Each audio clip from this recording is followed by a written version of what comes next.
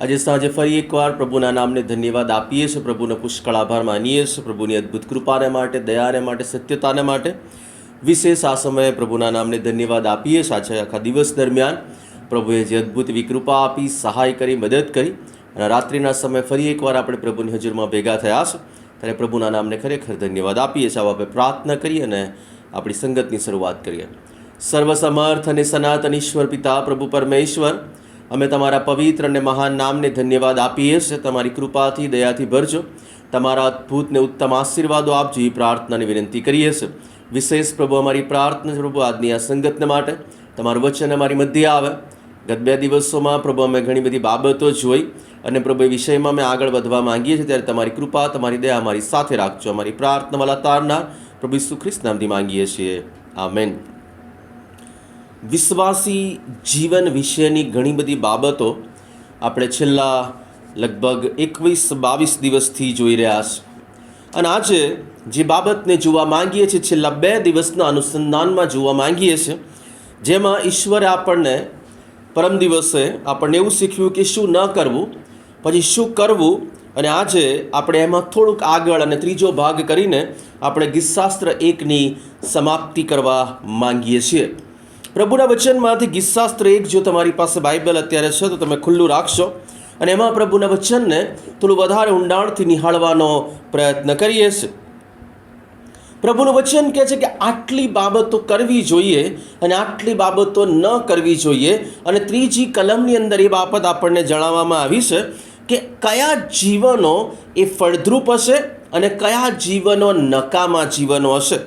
મતલબ કે ત્રીજી કલમ આપણને એવું દર્શાવે છે, વળી તે નદીની પાસે રોપાયેલા ઝાડના જેવો થશે, જે પોતાના ફળ પોતાની ઋતુ પ્રમાણે આપે છે અને જેના પાંદડા કદી પણ ચીમડાતા નથી. વળી જે કંઈ તે કરે છે તે સફળ થાય છે. પ્રભુના લોક તરીકે આપણા વિશ્વાસી જીવનમાં ઘણી બધી વખત આપણે એવું જીવન જીવીએ છીએ, જે એવું નકામું જીવન, જે ઉપજાઉ જમીન ન હોય એવું જીવન, અથવા તો વૃક્ષોની જગ્યાએ કાંટાને ઝાંખરા જેવું જીવન જીવવાનો આપણે પ્રયત્ન કરીએ છીએ. પ્રભુનું વચન આજે સાંજે આપણે જે બાબત સમજવા માંગીએ છીએ એ તો એ છે કે વિશ્વાસી જીવનની અંદર જે બાબતો આપણે કરીએ છીએ એ બધી બાબતો પ્રભુના રાજ્યમાં ફળ લાવનારી હોવી જોઈએ. આપણું જીવન એ ફળદાયી જીવન હોવું જોઈએ, કારણ કે પ્રભુના વચનમાં લખવામાં આવ્યું છે કે જે માણસ શું કરે છે એ ફળદાયી છે. જે માણસ દુષ્ટોની સલાહ પ્રમાણે ચાલતો નથી, પાપીઓના માર્ગમાં ઊભો રહેતો નથી અને નિંદાખોરોની સાથે બેસતો નથી, જે પ્રભુના વચનથી હર્ષ પામે છે અને રાત દિવસ તેના નિયમશાસ્ત્રનું મનન કરે છે, એ માણસ કોના જેવો છે? નદીની પાસે રોપાયેલા ઝાડના જેવો છે. આ નદીની પાસે રોપાયેલા ઝાડનો મતલબ શું છે? આ જે વૃક્ષ છે, આ જે ઝાડ છે, એને નિયમિત પ્રમાણે પાણી મળી રહેશે, નિયમિત પ્રમાણે એને કાપ અને ફળદ્રુપતાની જેટલી પણ જરૂરિયાતો છે એ બધી નદીની પાસે હોવાને કારણે એને પ્રાપ્ય છે. પ્રભુના વચનમાં બહુ સ્પષ્ટપણે 3 બાબતો ત્યાં મુખ્ય કહેવામાં આવી છે. નદીની પાસે રોપાયેલા ઝાડના જેવો, અને પછી લખ્યું છે કે તે પોતાના ફળ પોતાની ઋતુ પ્રમાણે આપે છે.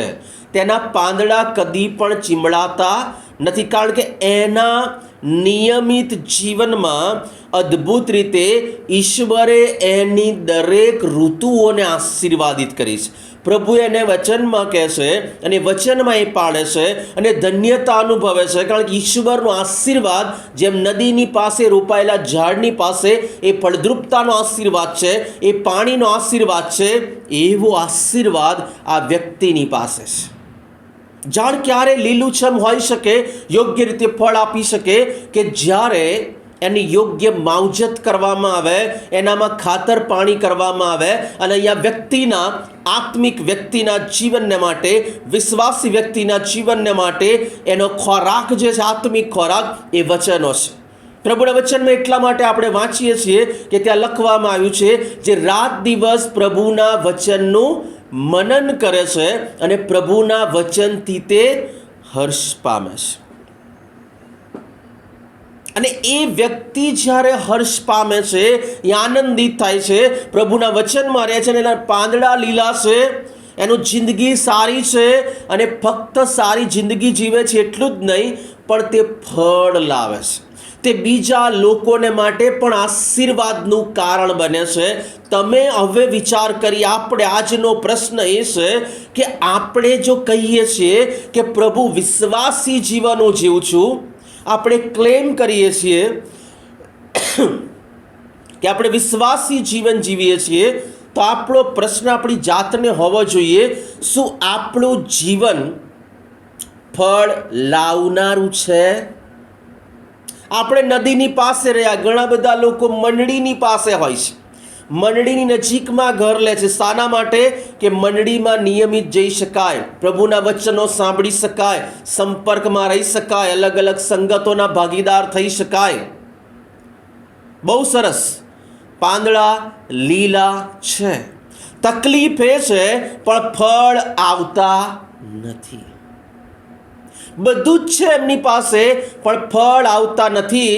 તે નજદીક છે પણ ફળદ્રુપતા નથી. કારણ એ છે કે વચનના નિયમશાસ્ત્ર છે, હર્ષ પામે છે, પણ મનન થતું નથી.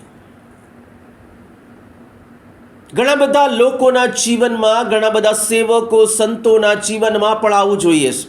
ઘણા વિશ્વાસી જીવનોમાં આવું જોઈએ છે કે તેઓ ઘણું બધું કરે છે, પણ એમને ફળ આવતા નથી. કારણ શું છે? દેવનો આશીર્વાદ એમના જીવનમાં નથી. કારણ કે તેમણે એ દેવના વચનને, દેવની વાત પર વિશ્વાસ નથી રાખ્યો, એ ફળને માટે ધીરજ નથી રાખી, અને પોતાની યોજનાઓ પ્રમાણે તેઓ કાર્ય કરે છે. પ્રભુના વચનમાં શું લખ્યું છે? દરેક ઋતુ પ્રમાણે શું લખ્યું છે? તે પોતાના ફળ પોતાની ઋતુ પ્રમાણે આપે છે. ઋતુઓને બનાવનાર કોણ? આપણો દેવ યહોવા, આપણા ઈશ્વર દ્વારા એ ઋતુઓને બનાવવામાં આવી, અને ઋતુઓમાં ફળ આવશે. ઘણી બધી વખત આપણે અધીરિયાપણું આપણા જીવનમાં પ્રાપ્ત કરીએ છીએ. ધીરજને પ્રાપ્ત કરવાની જગ્યા પર અધીરિયાપણાને લીધે આપણા જીવનો એ નષ્ટ થઈ જાય એ પરિસ્થિતિમાં આવે છે. વાલો, પ્રભુના વચનમાં બહુ સ્પષ્ટપણે પ્રભુના વચનમાં લખવામાં આવ્યું છે, પ્રભુના બાળકો તરીકે, કે ફળદ્રુપ જીવન કેવું હોય, ફળ આપનારું જીવન કેવું હોય. આજની તારીખે આપણા વિશ્વાસી ખ્રિસ્તી જીવનોમાંથી સુદેવના રાજ્યને માટે આટલા બધા વર્ષો વચન સાંભળ્યા પછી, પ્રભુની વાતો કર્યા પછી, સંગતોના ભાગીદાર બન્યા પછી, શું આપણે પ્રભુના માટે ફળ લાવી શક્યા છીએ? બહુ મોટો પ્રશ્ન આપણી જાતને આપણે પૂછીએ છીએ.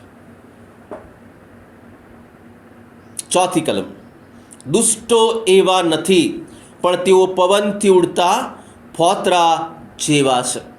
ઘણી બધી વખત વિશ્વાસી જીવનમાં બીજી બાબત જે આપણે આજની શીખવા માંગીએ છીએ, એ બહુ મોટો પ્રશ્ન આપણી જાતને હોય છે.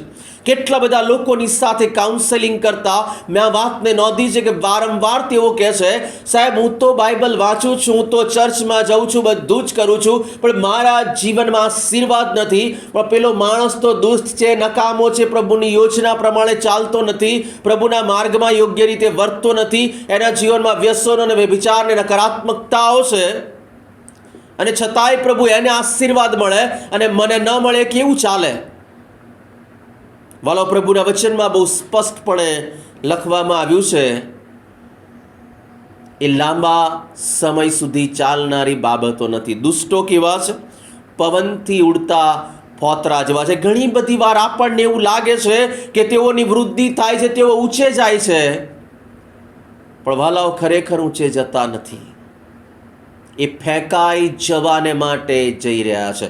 ઈશ્વર તરફથી એ કૃપાનો સમય એમના માટે આપવામાં આવ્યો, એ દયાનો સમય આપવામાં આવ્યો. ઈશ્વર એમના જીવન વિશે ધીરજ રાખી અને એમને વધવા દીધા. પણ જ્યારે એવો સમય આવે છે કે જ્યારે પ્રભુને કંટાળો ઉપજાવે એવા કામો કરવામાં આવે છે, જ્યારે નકારાત્મકતાઓ એમના જીવનમાં અને ઘરોમાં આવે છે, અને પછી જ્યારે કૃપાનો સમય પૂરો થાય છે ત્યારે પ્રભુનું વચન કહે છે તેઓ પવનથી ઉડતા ફોતરા જેવા છે. 5મી કલમમાં સ્પષ્ટપણે લખવામાં આવ્યું, ન્યાય શાસન આગળ દુષ્ટો ટકશે. ને ત્યાં કોણ ટકશે?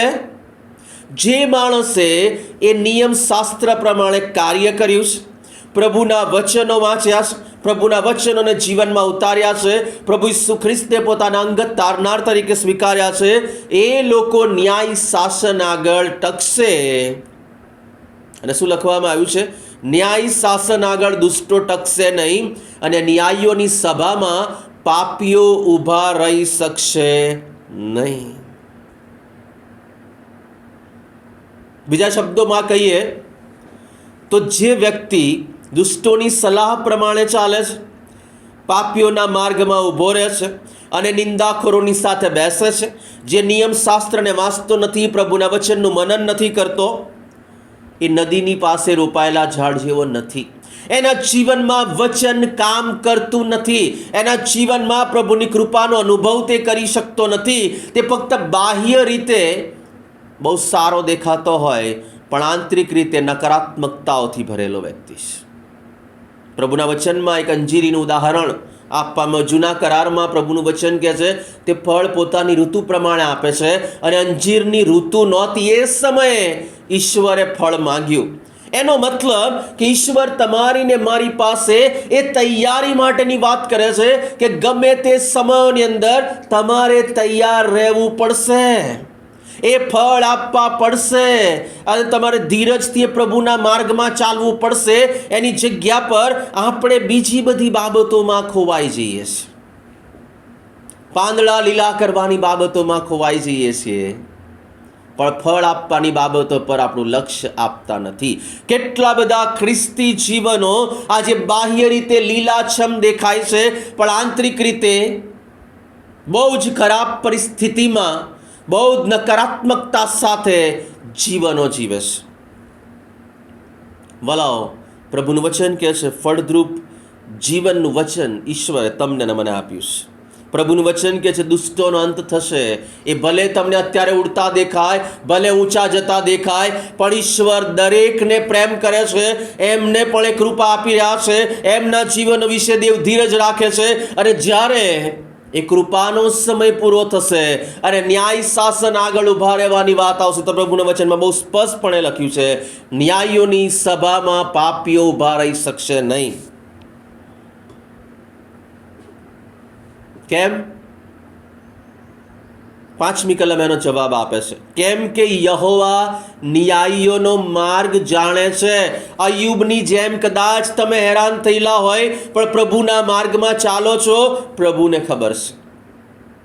પ્રભુ ઈસુ ખ્રિસ્તની જેમ પરીક્ષણ પામેલા હોય, વધસ્તંભ જળાવવાની પરિસ્થિતિમાં તમને મૂકવામાં આવે, તમારામાં ધીરજ ના એવી પરિસ્થિતિઓ આવે, તમને એવું લાગે કે બસ હવે બધું પૂરું થયું, પણ ત્રીજા દિવસે ઉઠાડનાર એ મારો પ્રભુ છે કે જે પોતે ત્રીજા દિવસે પુનરુત્થાન પામ્યો છે. પ્રભુનું વચન કહે છે યહોવા ન્યાયીઓનો માર્ગ જાણે છે. ઘણી બધી વખત ન્યાયથી ચાલવું અઘરું છે. આખું જગત જ્યારે દુષ્ટતા તરફ જતું હોય અને એ સમય વિચારવાનું કે હું કેવી રીતે દુષ્ટતાની જગ્યા પર ન્યાયને પસંદ કરું, એકલા ઊભા રહેવું પડે. લોકો નકારાત્મકતામાં જતા હોય, દુષ્ટો જતા હોય. પ્રભુના વચનમાં આપણે ગત દિવસોમાં પણ એ કલમને વાંચી છે કે એક માર્ગ પહોળો છે ને એક માર્ગ સાંકડો છે. સાંકડો છે કારણ કે અહીંયા ટોળા થવાના નથી, એકલા જવું પડશે એવી પરિસ્થિતિઓ આવવાની છે. ન્યાયીઓનો માર્ગ એવો છે પણ દુષ્ટોના માર્ગનો નાશ. અત્યારે લાગશે કેટલા બધા લોકો આપણી પાછળ છે, કેટલા બધા લોકો આપણી પાછળ છે ને બહુ મોટું ટોળું થયું છે. વાલા, પ્રભુનું વચન કહેશે ન્યાયી છો, પ્રભુના માર્ગમાં ચાલો છો, બહુ થોડા લોકોમાં તમારી ગણતરી કરવામાં આવે છે. દેવના શબ્દોમાં, દેવના વચનોમાં જો આનંદ કરતાં આગળ વધવું છે, ફળદ્રુપતાની ગેરંટી ઈશ્વર આપે છે. ન્યાયના દિવસે પ્રભુ યોગ્ય ન્યાય કરશે, એની જવાબદારી આપણો પ્રભુ લેશે. પરંતુ પ્રભુનું વચન કહે છે, જો દુષ્ટતાના માર્ગમાં ચાલ્યા ગયા તો એનો બદલો પણ આપણને મળનાર છે, એના માર્ગોનો નાશ થશે. આજે સોનાના રસ્તાઓ લાગે છે, આજે બહુ હુફાળા સંબંધો લાગે છે, આજે જિંદગી બહુ જાગજગાટથી ભરપૂર લાગે છે, અને બસ એવું લાગે છે કે આઈ એમ ટોપ ઓફ ધી વર્લ્ડ, બધું જ સરસ થઈ ગયું છે એવું લાગે છે. પણ જેમાં પ્રભુની વાત નથી, વ્યભિચાર, વ્યસન, નકારાત્મકતાઓની વાત છે, પ્રભુની આજ્ઞાઓને ઉથાપવાની વાત છે, અને આત્મિકતાની જગ્યાએ દંભની વાત છે. પ્રભુનું વચન કહે છે દુષ્ટોનો માર્ગનો નાશ થશે. આજે વિશ્વાસી જીવનમાં પ્રભુનું વચન તમને ને મને કહેવા માંગે છે, મારા દીકરા, મારી દીકરી, તું ખરો સાચો વિશ્વાસી બન. આ દુનિયાની નકારાત્મકતાઓને તને ઘેરી વળશે, દુષ્ટાઓ તારી નજીક આવશે ને તને કહેશે કે આ બનવું બહુ સારું છે, આવું જીવવું બહુ સારું છે. વાલો, એ વખતે વિચાર કરીએ કે આવા પરીક્ષણો શૈતાન લઈને આવે, શૈતાનને ના કહેતા શીખીએ, શૈતાનને ના પાડતા શીખીએ. જગતમાં કેટલા બધા લોકોએ એ શૈતાનને ના પાડવાની કોશિશ કરી છે, અને ઘણા બધા લોકોને પ્રભુએ સફળ કર્યા છે. વાલો, વિચાર કરી, આજે જો તમે પ્રભુના વ્યક્તિ છો, વિશ્વાસી જીવન જીવો છો, યોગ્ય જીવન જીવવાની કોશિશ કરો છો, પણ નકારાત્મકતાઓ ઘેરી વળે છે, નિરાશાઓ આવી જાય છે, હતાશાઓ આવી જાય છે કે કેમ મારી સાથે જાઉં. વાલો, પ્રભુનું વચન કહે છે ન્યાયના દિવસે તમે ન્યાયીઓની સભામાં ઊભા રહી શકશો. એટલાને માટે આપણે ધીરજ રાખવાની છે, એ પ્રભુ પર વિશ્વાસ કરવાનો છે, અને પ્રભુના વધસ્તંભ આગળ આવવાનું છે. પ્રભુ ઈસુ ખ્રિસ્ત જ્યારે વધસ્તંભ પર હતા ત્યારે બધા લોકો ઠઠ્ઠા મશ્કરી કરતા હતા. બધા જ લોકો, મોટા ભાગના લોકો એ પ્રભુને દોષિત સમજીને એ મૃત્યુ પામે એ માટે એને વધસ્તંભે જળાવો કહેતા હતા. અને આમાં એ જ અવાજ સંભળાયો, વધસ્તંભે જળાવો. પણ કેટલાક લોકો મનમાં પ્રાર્થના કરતા હતા કે જેમણે કદાચ વિચાર્યું હશે કે આ પ્રભુને બચાવી લેવામાં આવે તો સારું, આણે મારો ઉદ્ધાર કરેલો, આણે મને જીવન આપેલું, આ તો મારો ગુરુ છે, આનાથી હું શીખેલો. ભલો, એ અવાજ દબાતો દેખાયો.